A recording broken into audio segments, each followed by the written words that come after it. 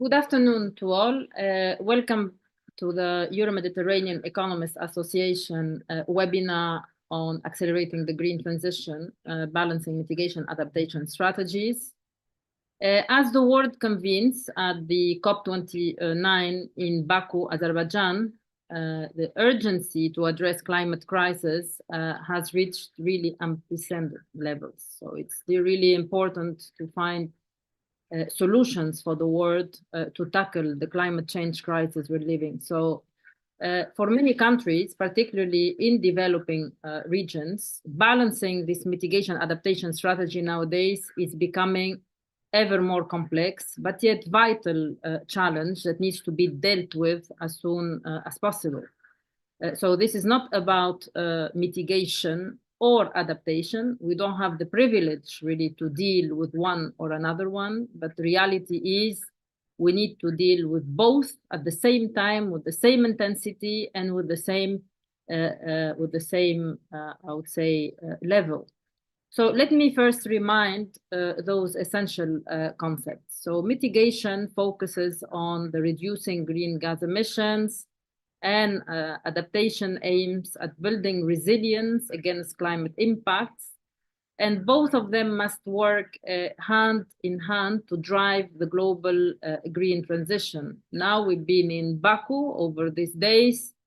And of course, the negotiations are all centered on the finance issue, but then it's also important to find a clear compromise solutions and agreements to find this right balance with the right trade-offs while considering the resources constraints and the need for innovative solutions to bring us out from this crisis. So this session, which is organized by the Euro-Mediterranean Economists Association, let me say a few words about our involvement as a member of the Mediterranean Alliance in the Mediterranean Pavilion, coordinated by the Union for the Mediterranean at the COP29. This is our third contribution to the COPs since the Mediterranean Pavilion has started. Unfortunately, the Mediterranean is not part of the negotiation as a voice, which is really very complex, because then it makes it very difficult for them to speak as one voice. But as think tanks, as research organizations, as partners, we're trying to show our commitment to all what is the Mediterranean living in terms of the climate crisis. So this is really a critical juncture, because really now in COP, they are negotiating the new collective quantified goal on climate finance, the famous NCQG, with the aim to replace the 100 billion annual target agreed back then in 2009 to reach, in fact, the 1 trillion or more. So in reality, this new collective quantified goal on climate finance seeks to address the shortcomings of the previous goal by creating more ambitious, more equitable, more just, and also need-based framework for climate finance, particularly for the developing countries. So in reality, this new target emphasizes both mitigation and adaptation, reflecting the evolving priorities of the global climate agenda and the growing recognition of the disproportionate burden faced by vulnerable nations. We are seeing it, but what we also experience is that not only the vulnerable nations that are really being subjected to the destruction of the climate change crisis that we're living, but also developed countries. We've seen, for example, what happened in Spain, in Valencia, and this is just one of the episodes that we will see more frequently because of the Paris target of 1.5 has not been reached. We are even breaching the 3 degrees. Celsius, and this is really bringing one of the key regions in the world, Mediterranean, with huge populations around the Mediterranean, with serious implications in terms of social, economic, climatic, and so on, of this climatic crisis that we are living in. So this discussion today will be anchored through around these questions that we would like to address. First of all, the unique vulnerabilities of the developing countries and the role of national and regional frameworks in balancing these strategies. This will be discussed by our colleague here present today, Beatrice from ECHO.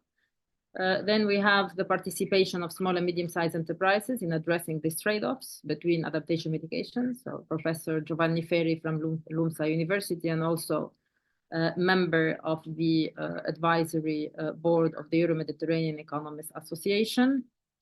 The adaptation of environmental, social, and governance, well known as ESG frameworks, to accelerate the climate action while take into consideration the mitigation and adaptation efforts with our colleague Kwame Barnier, who is a partner at KPMG and also member of the executive board of the Euro-Mediterranean Economists Association, and the potential of emerging technologies and nature-based solutions in advancing resilience and reducing emission, plus the effective management and trade-off and co-benefit from integrating mitigation and adaptation strategies. These are both Ali Rfuma from Prima, and also Lawrence Jones, who will join us today from the United States.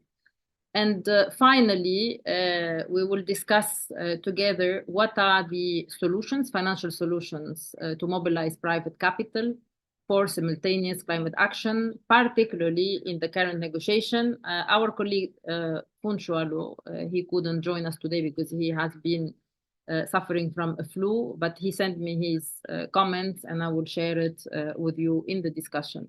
So I would like to start without further ado, Beatrice. Beatrice, as I said, she is from ECHO. ECHO is our partner at the Mediterranean Alliance. It's an economic think tank on climate change. And we are also partnering together on the Alliance for Climate Change. So please, Beatrice, the floor is yours. Thank you, Reem, and thank you for having me here. So good morning, everybody. And thank you also to bringing up this particularly crucial topic, especially exactly what you said before, given the ongoing discussions around the new collective quantified goals, the NCQG, that are being heading now in COP29 in Baku. So I think it's worth focus a bit more on finance. Of course, focusing actually on adaptation and mitigation finance. So, as Irene was saying before, we need to do a little step back, starting by reflecting on our previous goal, the 100 billion commitment that we established in 2009. So this pledge aimed to support both mitigation, so reducing GHG emissions, and adaptation on the other end. In other words, building, again, resilience against the impacts of climate change. And actually, we achieved these goals in 2022. And let's say that its outcomes have been mixed. So on one hand, we see that it significantly raised the global awareness of the urgent need for financial support in order to drive the transition to a net zero economy. And also, it helped all the vulnerable communities deal with the climate impacts. And again, it pushed also developed countries to prioritize climate action in their international development agendas. But on the other hand, we saw a lot of criticism based on the fact that many fundings have been assigned in the form of loans and mostly non-concessional, and there has been a disproportionate focus on mitigation versus adaptation. So this year at COP29, we won't, actually, we would like that the new goal, the NCQG, achieve a common decision not only on the scale, so on the quantum, but also on the structure of the new target. So with specific financial goals for mitigation on one side, but also adaptation, and we have not to forget loss and damage. So this is actually relevant, especially relevant because in 2022, within the last goal, only 1/3 of the 100 billion on climate finance was dedicated to adaptations. And if we think also to the adaptation fund, last year, the fund mobilized just 300 million. So these are, let's say, symptoms of a failure, actually. We can say failure to ensure adequate resources for adaptations during last years. So within this new goal, we really have the opportunities to think about the quantity and the quality, okay, of these new funds, new goal. And we don't have, I mean, we have to mention also the role of private investments. And in this case, private investments in adaptations are almost not existent. Actually, the public sector provided the 98% of the funds, of the funding. And this is because, of course, while loans may be suitable for mitigation projects, because are projects that can generate returns that are definitely less appropriate for adaptations or loss and damage financially, which typically, and I say typically, don't produce revenues. And in this scenario, the let's say NCQG could really set a new target of international public finance that can prioritize grants for adaptations and loss and damage. And these areas may generate fewer financial returns, of course, but they are vital for building climate resilience, especially in the emerging markets and in less developed countries. And however, I want also to say that we think that we need to move away from the notion, from the vision of a strict 50-50 split between adaptation and mitigation when we talk about fundings.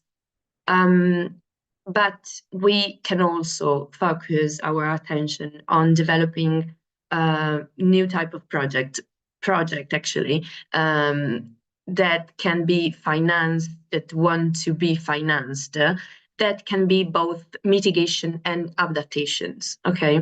So that means that when we fund mitigation projects, we must consider their impacts on adaptation and vice versa. And this is actually possible, okay?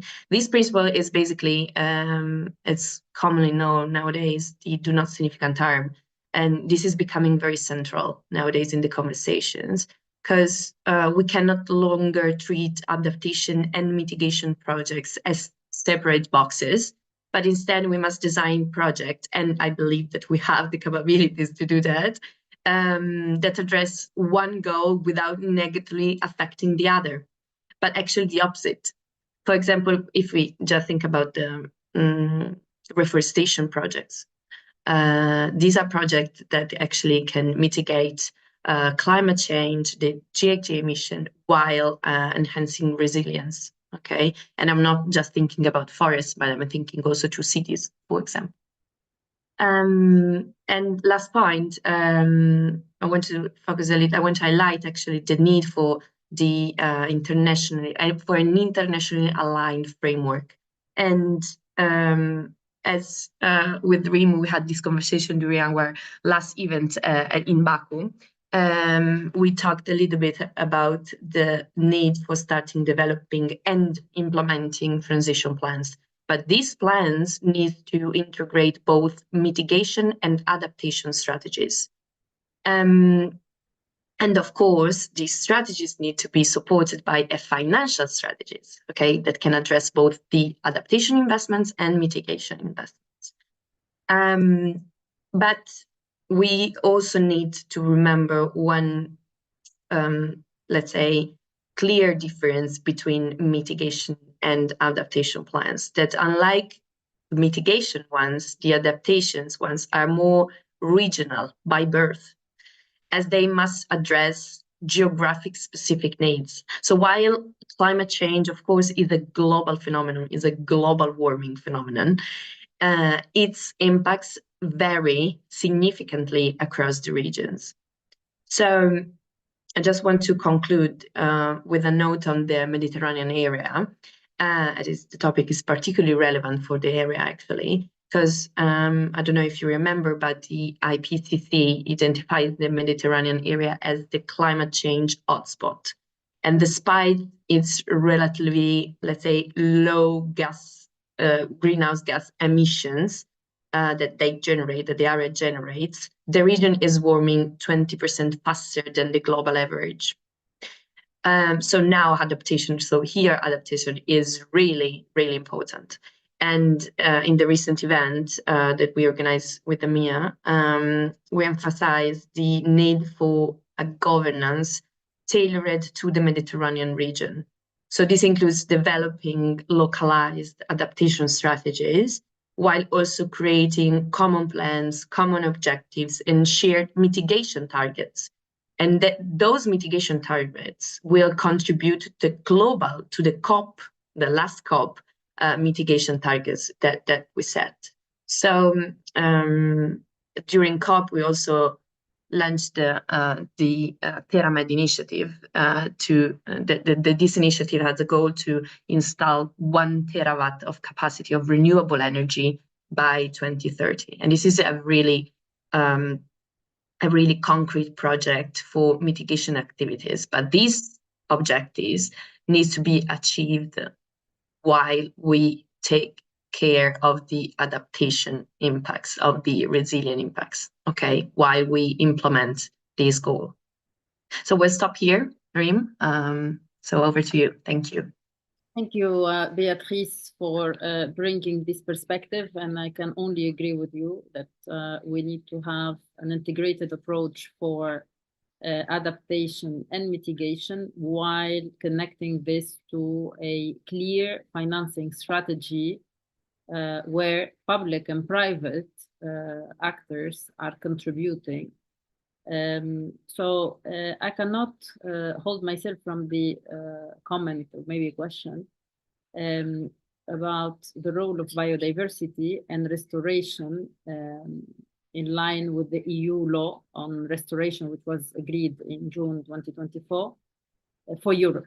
Okay, so of course biodiversity must be interlinked completely with the climate action. So they cannot be separated either, because as we talk about adaptation mitigation, biodiversity cannot be outside the thinking. And also inside the transition plans, we cannot have silo approaches. We need to have nowadays unintegrated approaches. And I would like to see a summit, a global summit on climate action and biodiversity together. So it cannot be separate. And I think nowadays separation between both is just wasting the time and not allowing us to transit quicker and face the climate crisis we are living in. So I guess this is something that we can discuss further on, but I don't know, Beatrice, if you have one comment about this. About the transition plans, like the not silo approach on transition plans. I lost you for a moment. Sorry? The role of biodiversity and restoration. Oh, yeah. Oh, sorry. Yeah, sorry, Rima. I lost you for a moment for the connection. Sorry. So, yeah, I think that, again, the main concept here to be highlighted is the non-significant harm principle, because again, when we developed projects with an eye to mitigation, we just not need to forget about other like nature objectives. So one thing that came to my mind is the EU taxonomy. And they did a great job with this regulation at EU level, so that for example, while you are while you are constructing a solar panel, you need to just to have an eye also on the biodiversity, for example. So biodiversity and nature in general, in nature solutions, as I mentioned before, are really, could be really a good project, concrete project that can address both the mitigation and adaptations goals and pledges. So that's why they are a good solution. That's why we need to invest more in developing nature-based solutions. Because again, they could have a non-silo approach. Thank you, Beatrice. Now I'd like to invite Giovanni to share his views on how the SMEs can participate in this trade-off, and how do you see really this is mainstream in our economic systems? Thank you, Rim. It's a pleasure to be part of this very lively panel. The issue of mitigation and adaptation, of course, they go together. I fully agree on using an integrated approach, and I would simply reiterate the fact that we need to adopt a holistic approach to the issue. Actually, this brings together the need to have interdisciplinary approaches. Let me give you a very simple example. I'm teaching a course in environmental economics, and I gave my students the various issues to be addressed, and one of them is environmental degradation and health. And I'm forming teams in the class, and I give them some materials, which is the minimum, the basic, and then they come with their presentation. And one of these groups, this group, which was given the topic of environmental degradation and the impact on health, they asked me whether they could have a biologist. They could integrate their team with a biologist in order to become more effective at dealing with the topic. And I said, of course, yes. But let me come to the topic that you assigned me. How can the SMEs contribute to the process of mitigation and adaptation? And I will focus in particular on the participation of SMEs in productive chains, which used to be global until a few years ago. We would call them global value chains. Now the value chains are becoming regional, and this will probably be the future in the sense that the globalization of the past is something which is not going to go away, but it is going to be remoduled in different ways on regional basis, where local agreements between countries are probably going to be the new normal. And so how do we see how can we see a contribution of the SMEs, a specific contribution of the SMEs, and what are the challenges to contributing to mitigation and adaptation along these value chains? Well, first of all, you need to endow the SMEs with some measurability of what they do, what is their stage in terms of addressing the issues at stake what is their impact in terms of environmental impacts, but also of social impacts. And here, the issue of how the SMEs will be able to contribute to within these value chains has to do with the ability of doing some ESG reporting, some sustainability reporting by the SMEs. And this is usually believed to be a challenge. In just a few years ago, this was a major challenge, and there have been various reports on warning on how the difficulties for the SMEs to get an ESG rating or an ESG score or something like that would be a divide that would probably red line the SMEs out of sustainable finance or ways to support them. Also, regarding the ability of the SMEs to do some ESG reporting, this is going to be a problem in terms of these value chains that I was mentioning, because typically in value chains, you will have some leading company that will have a role and will have a high visibility in terms of doing ESG reporting itself. If I think of the Corporate Sustainability Reporting Directive that was introduced in Europe with effect of 2024, this is clearly pointing to the fact that the leading company is directly impacted by the new regulation that requires stiffened reporting in terms of sustainability impacts. But at the same time, in order to have the leading company, which it needs to comply with CSRD, be effectively reporting, it needs to require from its suppliers and all the other subjects involved in the value chain to do some reporting, some ESG reporting.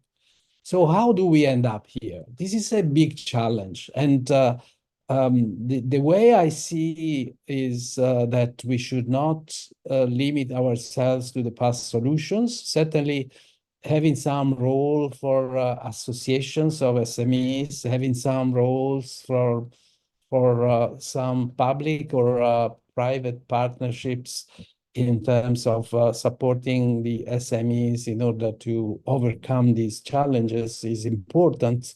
But we probably need to think of a breakthrough, and the breakthrough may be supplied here by artificial intelligence, in the sense that if we think of the past, ESG would be compiled in maybe traditional way or even digital. But if we look at the future, and of course, with all limitations that artificial intelligence may itself have, it's not a panacea, we could consider the fact that developing artificial intelligence methods to develop ESG metrics, ESG scores for the SMEs may be part of the future in order to measure their sustainability impact and therefore their contribution to mitigation and adaptation, which is coming from there and through the value chains that I was mentioning earlier. Now, how is this going to happen? This is a different story because, of course, artificial intelligence is the typical sector in which you have huge economies of scale. Is there going to be a single provider?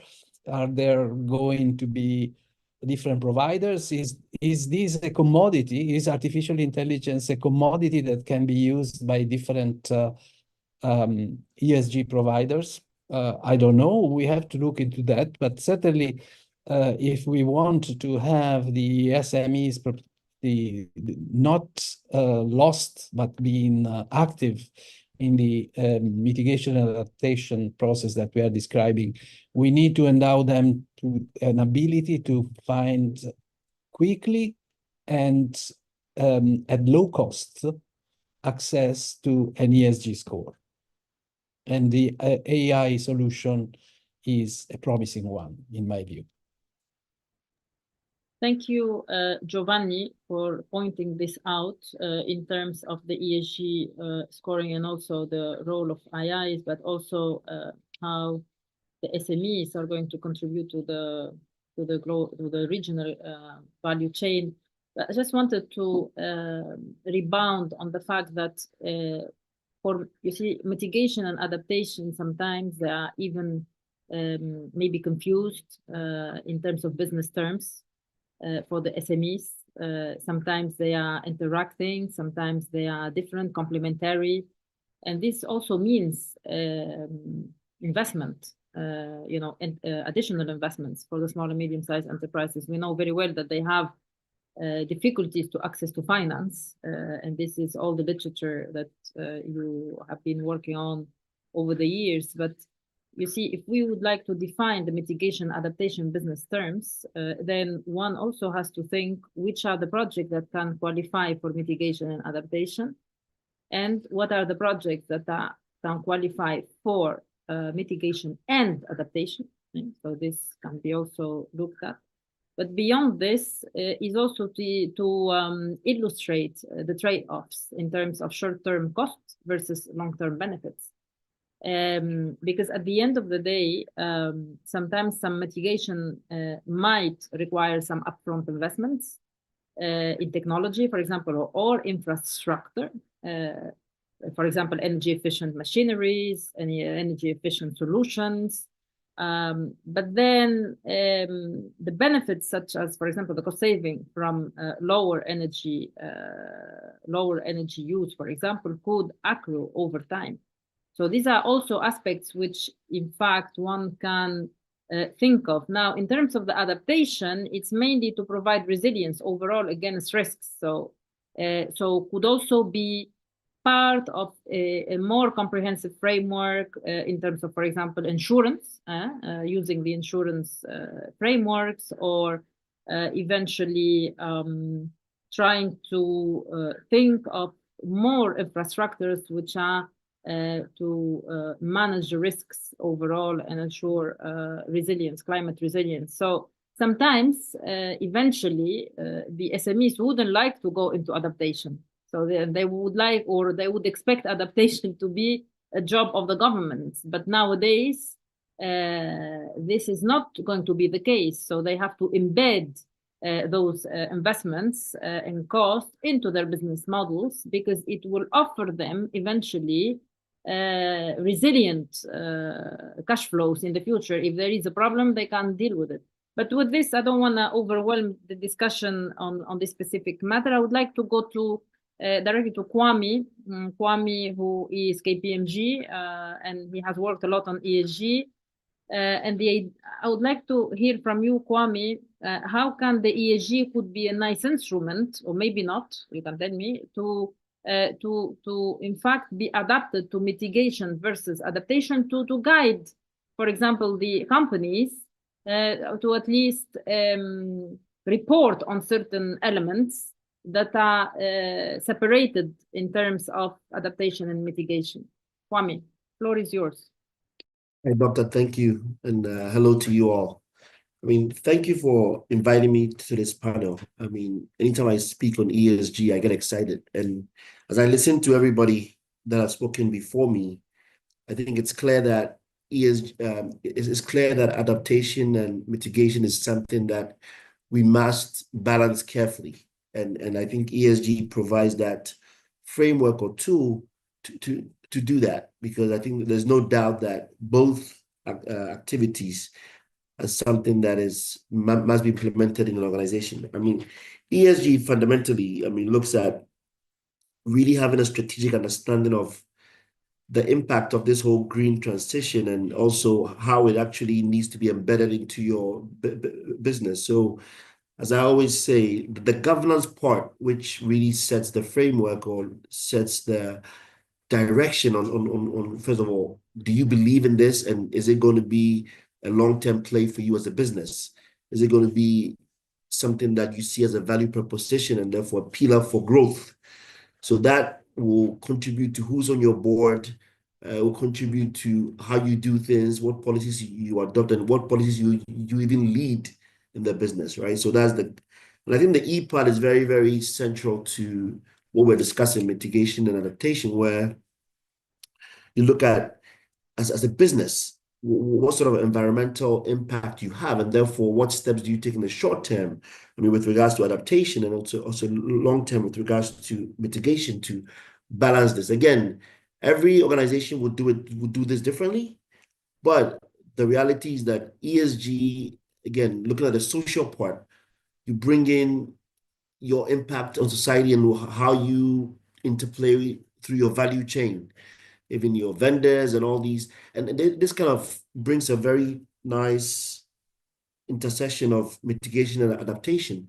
So ESG for me is truly a good framework to carefully integrate these two principles of adaptation and mitigation. However, a point made earlier by Prof with regards to reporting, in all this, no matter if you adapt or if you mitigate, the critical thing you must do as a business, which ESG promotes, has to do with what you report, right? So we need to be very intentional to say that how are we reporting and adopting reporting frameworks that will make us appear responsible, and again, avoiding greenwashing, but really put out the right information to, I mean, motivate others who we deal with, and let others see how we've managed this whole process. So again, in summary, I think ESG stands tall. It's growing. Every organization that is responsible these days is adopting that,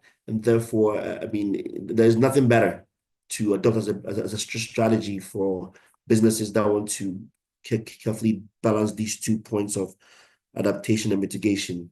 Thank you. Thank you very much, Kwame. We have the tools, we have the matrix, we just need the data, and AI can offer us huge opportunities in terms of collecting the data.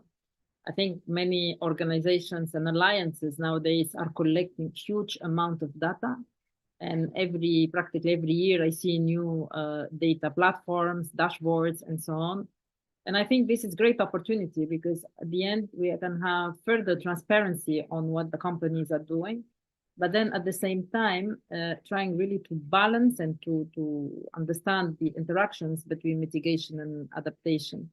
But yes, the matrix we have, and they have to be used also for regulatory purposes. And I know that the ESG matrix is now for European banks. They have to disclose the ESG and within the ESG compliance framework.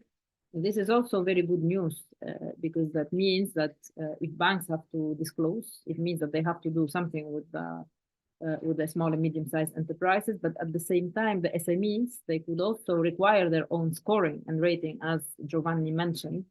And it is feasible to find the appropriate matrix to connect the mitigation and adaptation simultaneously. But then at the same time, and I believe that we need to have much more education in terms of the interconnection between adaptation and mitigation. Why? To balance this short-term versus long-term benefits, and then who pays for what at which time of the investment. So thank you again, Kwame, for just emphasizing this. And also, I would like to just to have one question. I see the time, but I mean, I will have this conversation at the same time, I would say.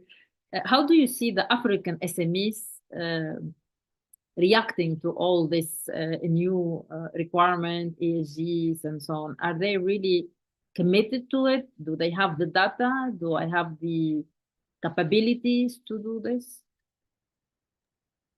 I mean, interesting question. I think it's very, very important.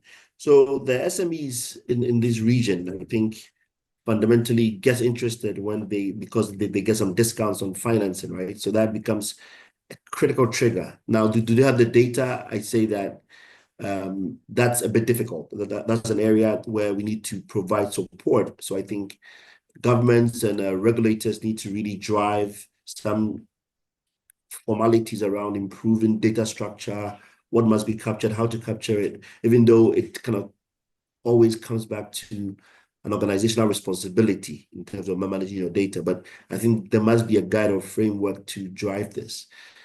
Competency, I think, is difficult because, as you know, SMEs are unique in the sense that, and also even those that are typically in our region have less capabilities with regards to formalizing certain activities like reporting, accounting, so sometimes even board dynamics. So I would say to even formalize that is a bit difficult. So to add on to the whole ESG formalization is becoming a bit of a difficulty. So in terms of data and competency, I think we're probably a bit behind.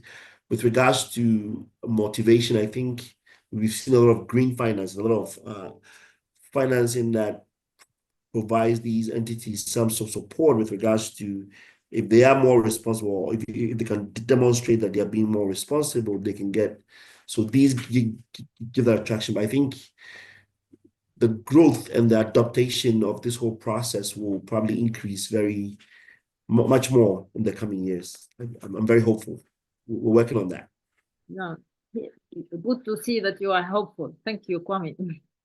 I would like to move without further ado to Ali Erhouma. Ali, he is from the Prima Foundation. The Prima Foundation is a foundation that is funding, in fact, innovation technologies in the Mediterranean region.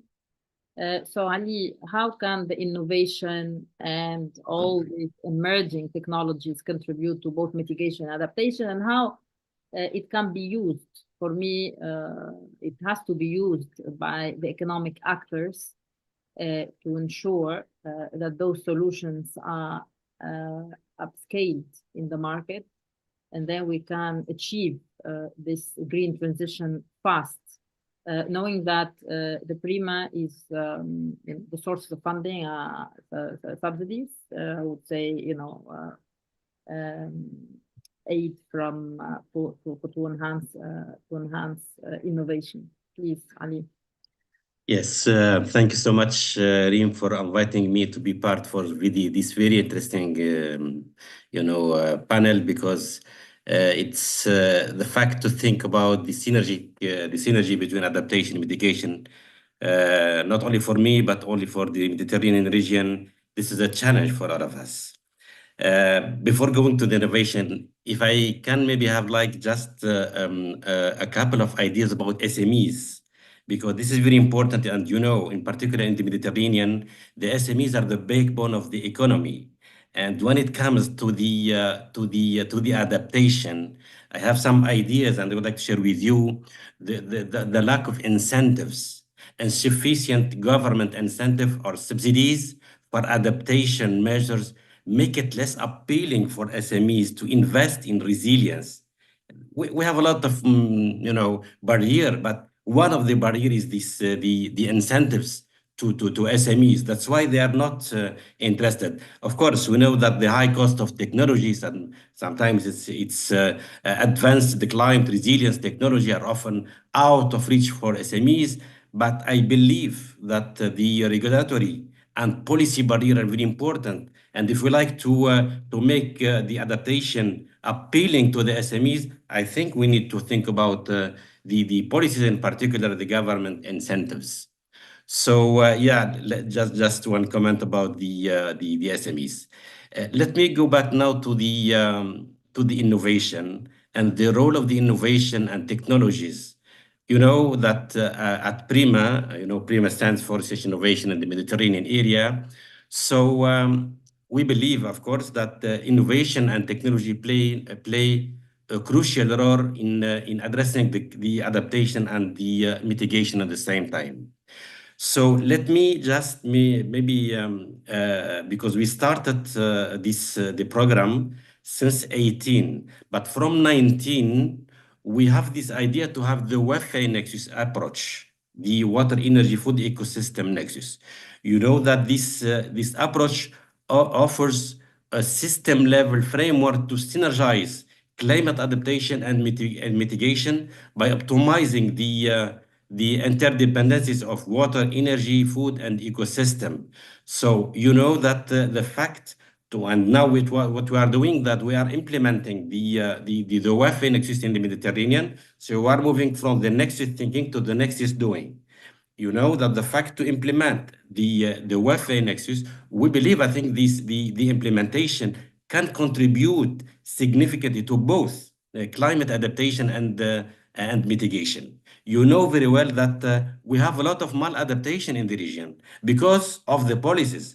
A lot of policies, they are maybe encouraging the maladaptation, and we have a lot of examples in the Mediterranean. So the fact now to implement the WEFE nexus and then to demonstrate the benefits, the economic, the social, the environment to the policymakers, I think this will attract them to change their policies. Because as you know very well, not only in the Mediterranean, but all over the world, that we are following the business as usual.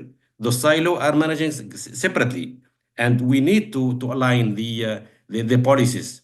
We need to have this policy cohesion to reach this adaptation and mitigation at the same time. But for now, if we can see even the National Adaptation Plan, the NDCs, all the regulation that we have in the Mediterranean, we are following the silo sector. In this case, it's very difficult to handle the adaptation and mitigation. So now we are implementing the WEFE nexus approach. Now it is in progress, and hopefully this we will try to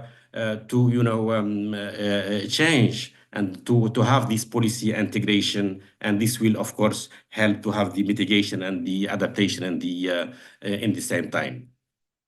Let me go to the innovation. One of the solutions that we are funding right now in the Mediterranean, we are implementing the agroecological practices. It's around 90 projects, at least, because we are funding 238 and 90 are dedicated to all the agroecological practices. They are nature-based solution, the agroecological practices, cost-effective solution that could be adopted easily by the farms and the end users. So I believe the agroecological practices, they are fitting very well to respond to adaptation and mitigation in the same time. By also as well, if we can look at the other solutions, in particular, I think one of our colleagues has mentioned the artificial intelligence and the big data analytics. So I believe also the artificial intelligence, the big data analytics support this dual approach by optimizing energy efficiency and enabling predictive modeling for climate impact, helping the communities to anticipate and to prepare for extreme events. Also, as well, we are funding several projects on the precision irrigation. You know that the precision irrigation right now, using the different ICT tools, this will contribute to reduce, the efficiency. We would to improve the efficiency, reduce the water and energy, of course. If we reduce the use of energy, in the same time, we are reducing the use of the fossil fuel. So the projects that are targeting the precision irrigation, in particular, they are contributing to the adaptation and mitigation in the same time. So we believe that we have a lot of solutions, and of course we need to upscale, because once we implement with the phase of the upscaling, and after the upscaling, then we believe that we will try to reach the policymakers using different policy briefs, and this will make the change. And once again, for the policies, we would like to have the integration of policies. There is a lot of barriers for these solutions. The high upfront costs and limited financial incentives often hinder the deployment of emerging technologies, in particular in the developing region. But also as well the lack of infrastructure to support the innovation, such as the insufficient renewable energy grids or weak internet connectivity in some, remote areas for IoT system, limits the scalability. But also as well, the social resilience driven by the lack of awareness or skills to adopt this technology creates behavioral, let's say, roadblocks. But also the last but not least, and I repeat it again, the policy integration or policy cohesion, it's really an obstacle for upscaling, and it's a barrier to have the adaptation and mitigation implemented at the same time. I will end up by the nature-based solutions. I have mentioned the agroecology practices. For us, they are considered as nature-based solutions, but that we have different nature-based solutions, and we believe they are cost-effective, and the fact to be implemented, but also not alone the nature-based solution. We believe that to maximize their effect, we need to have the hybrid strategy that integrate technology and nature-based solution in the same time. So this will have also, of course, an important impact. The overcoming barrier for the nature-based solutions, we know them that we need to have the adoption, but what we would like to see that the citizen involvement. It's very important to involve the citizen in order to increase the public awareness and reduce the conflicts. Also as well, the altering internal cooperation structures. This involves shifting from silo department work method to horizon integration of both nature-based solution and climate change adaptation, because sometimes they are in different departments, and I think we need to talk together, the people of the climate change, and also the people who are implementing the nature-based solutions. Another point is the outsourcing. That outsourcing means transferring the implementation of nature-based solution and climate change adaptation to other stakeholders. So mainly citizen, but also very important, the private sector, in particular SMEs. And here, I think if we believe that the SMEs could implement the nature-based solution, I think this will have an impact in the Mediterranean, but all of the world. And also the concealing science policy integration.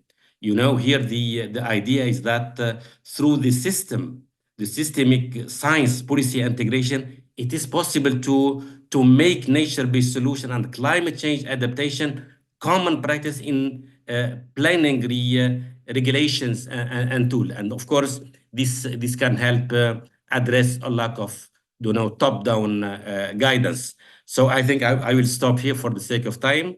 Back to you, Reem.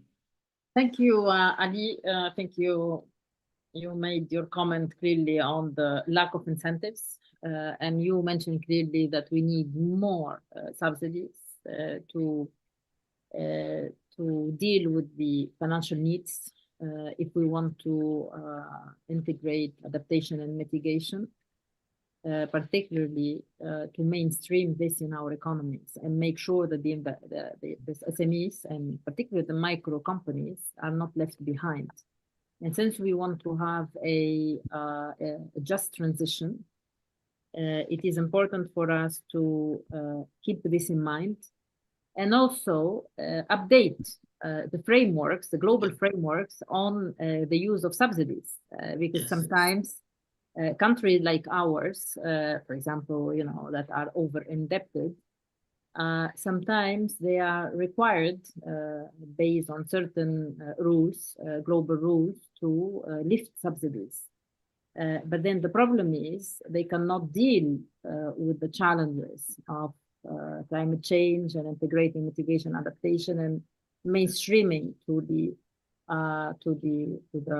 real economy. So then our countries, they found themselves in a situation of deadlock because on one hand, they have very limited resources. And then at the same time, if they reach the ceiling in terms of indebtedness, then they are required to lift the subsidies. But of course, lifting subsidies on basic needs, perhaps that is legitimate, but then not having subsidies as incentive systems to ensure that the cost is spread over the time, and then not put at the shoulders of the small and medium-sized enterprises, then you see this is something that needs to be looked forward. And thank you for also mentioning the agro ecology. We at the Mediterranean Economists Association are working on agroforestry, and this we think is a nature-based solution, which is contributing to enhancing nature capital. So this is also important to mention. This type of solution could be serving as adaptation and mitigation at the same time. Thank you again, Ali, for bringing all these points, and keep up with the great work of Prima. Now I'd like to introduce Lawrence Jones. He's a Senior Vice President at the Edison Electric Institute. So please, Lawrence, what is your view in terms of the trade-offs and the co-benefits of investing in mitigation and adaptation from your point of view? And also providing some clear insights on to the effective of resources management and optimizing outcomes. Please. Thank you, Reem. How much time do I have? See the time, you have 10 minutes, and Okay. then we might have a bit of delay of 10 to 15 minutes for another round of questions, but yes. All right, no worries. Well, thanks for inviting me, and it's a pleasure to be with all of you. I work with the Edison Electric Institute. We based in Washington, D.C. We represent all investor-owned utilities in the U.S., and we also have an international program that I run, and we have members and clients, if you may, in about 90 countries. As you all know, the electricity sector or the energy sector is at the epicenter of the energy transition, by all means, and the conversations being held this morning, listening, taking a lot of notes. A lot of what you've said sort of dovetails to some of the things we see happening. I want to just maybe frame my brief remarks in two contexts. I think the first thing is in the issue of trade-offs. There are a couple of things there. Obviously, adaptation and mitigation is nothing new to the energy sector, to the electricity sector. What we've done at the Edison Electric Institute, we've actually created a taxonomy where we look at these two words in the context of what we call adaptation, hardening, and resilience. And we put hardening in the middle, and that speaks to this issue of the co-benefits, because when you're oftentimes making investments for adaptation or for mitigation, hardening is one of the solutions that speaks to both worlds, if you may. And I will say a few words about just some of the trade-offs we see, and then I'll get in quickly into some of the core benefits. So there are lots of trade-offs in the context of adaptation and mitigation. The two that come to mind that I think is relevant for this conversation, one is land use. Land use is very interesting in the context of energy as well, because as you all know, if you're doing resilience, we've seen in the US, we have coastal regions that see severe flooding.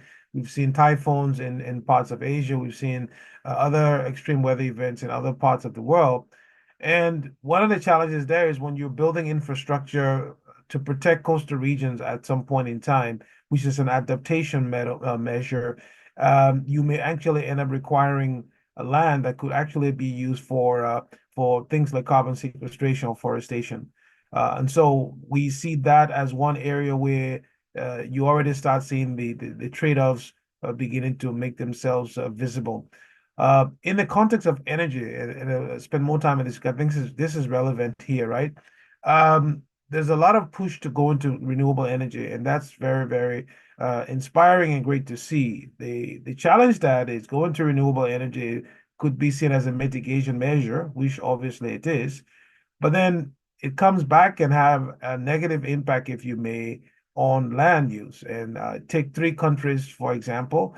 You have Bahrain, you have Turkey and Caicos Island, and you have Japan.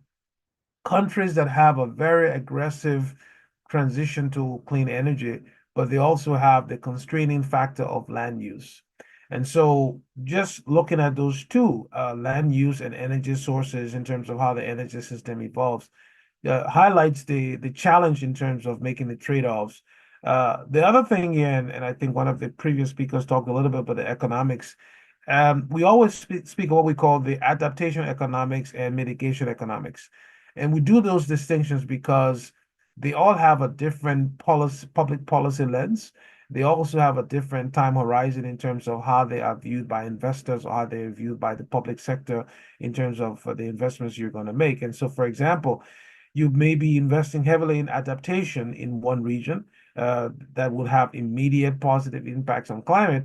But on the same vein, the long-term impact could be you may be diverging funds or diverting funds that would otherwise have gone to mitigation efforts. And so basically, you have this trade-off all the time, and we're seeing it now even more so as we then have to balance all of this, both the adaptation and mitigation, with the longer term and the short term economic impacts of climate change, and whether it is in developing countries or in developed countries, at the end of the day, it boils down to getting three things right. The first thing is, and I think the previous speaker mentioned a little bit, getting public buy-in. Because mitigation is a short-term thing, but adaptation is a long-term thing. And so when you're talking to a community where there are no jobs, a community that is having to balance, putting food on the table, how do you talk about adaptation and mitigation in an integrated way so that the consumers or the voters or the citizens can see where they fit in there? And so part of the issue around the trade-offs is not just looking at it from a technical standpoint, which you can always talk about, or from a public policy standpoint, but at the end of the day, it comes down to what the consumers, what the voters, what the citizens buy into. And I give you another example in terms of trade-offs. Need to build a lot of great infrastructure, whether it's offshore wind, whether it's solar in the Mediterranean region, in Africa and elsewhere. But all of these resources require significant investment in infrastructure, in the grid infrastructure. And some of that infrastructure will require you having a transmission line that will cross over certain parts of a country, of a city, of a community. And so you have public buy-in wanting to transition an energy system on the one hand, but on the other hand, doesn't want to see the transmission line in their backyard. So balancing that also is another issue we see here.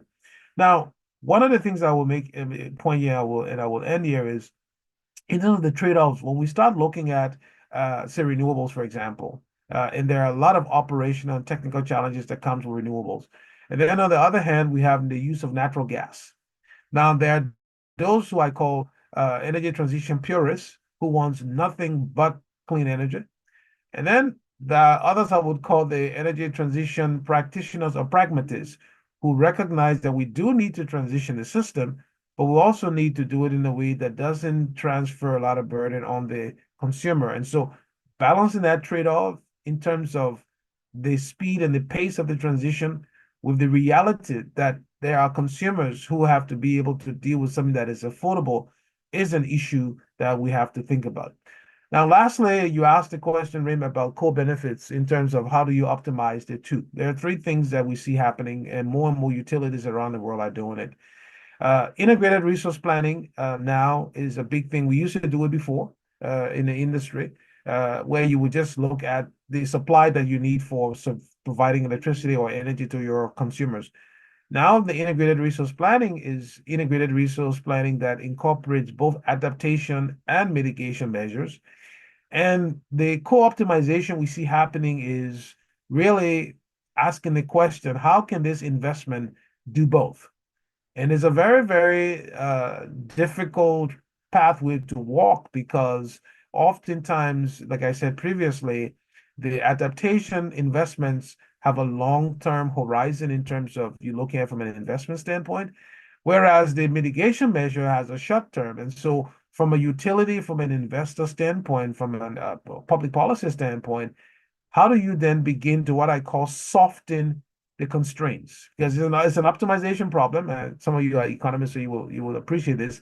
So softening the binding constraints on the optimization problem is something we're now beginning to see more and more about, because the fact is, if you keep the constraints hard, you will never find an optimized solution that brings both. And so the conversation being held now, and I will say this to end my remarks here, open to discussion, is how do we soften the binding constraints of the optimization problem?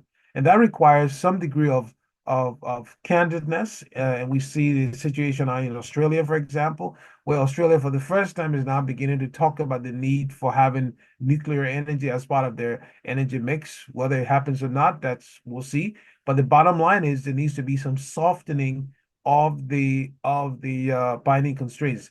And the last point with the softening of the constraints is, how do you soften the constraints but still not take your pedal of the metal, so to speak, so you don't slow the pace? And again, that's part of the trade-off here, is how fast can we go, but also not sort of fall off the cliff? And how slow can we go, or we can afford to go, but end up burning the planet? So it's not an easy answer here, but I think by beginning to even have a conversation about softening the constraints. And I had a lot of debates in Dubai at the COP there. I didn't make the COP in Baku, but I'm telling not utilities, but policymakers, investors around the world, and even environmental groups, that there has to be pragmatism in the constraints. And if the constraints are too binding, it's never going to solve the optimization problem. And the question is, where does the balance come from? Where does the reality of softening the constraints come in? So I'll stop here, Rim, and I look forward to the remaining part of the conversation. Thank you. Thank you, Lawrence. I think you brought very important issues, why mitigation adaptation are so complex to integrate, particularly from a business perspective. And I think we need a lot of incentives. And of course, we had also a colleague of ours, Funchualu, who is from fund management industry. He couldn't join us today, but based on the conversation I had with him separately, he was mentioning that it's important to have de-risking mechanisms such as guarantees, also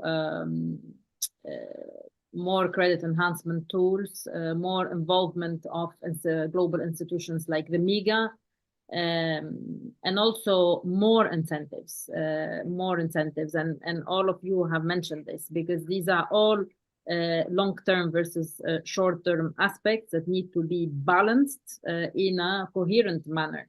And as you said, the key issues in terms of the trade-offs are resources allocation, when those resources are going to be allocated, what is the time horizon, the different time horizon, the economic and social context too, in terms of how is being, how you prioritize certain sectors, how you get the buy-in from the consumers and from the end users. So there's so many aspects that we need to think of. And of course, this conversation today is just to really point on those elements, on those obstacles, on those challenges, and we need to continue working and fast to find the appropriate solutions into this situation. So with this, I see the time passing, and I know that some of you have already other events. So thank you very, very much for making the time in this conversation. Of course, we are expecting a lot in this Baku. I hear from my colleagues who are there, the negotiations are extremely tough. So we'll see what this Baku or COP29 will bring to in terms of conclusions at the end of the week.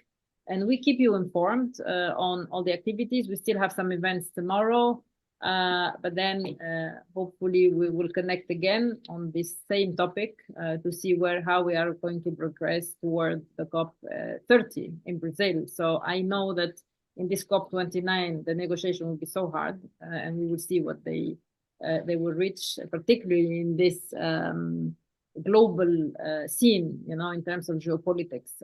Nothing is easy, especially when we see that the geopolitical system is not at all conducive to peace and prosperity. So thank you very much for your time, and hopefully we will meet again in other conversations, and we keep you posted. Thank you. Thank you. Bye-bye. Bye-bye. Thank you so much to everybody. Bye-bye. Bye.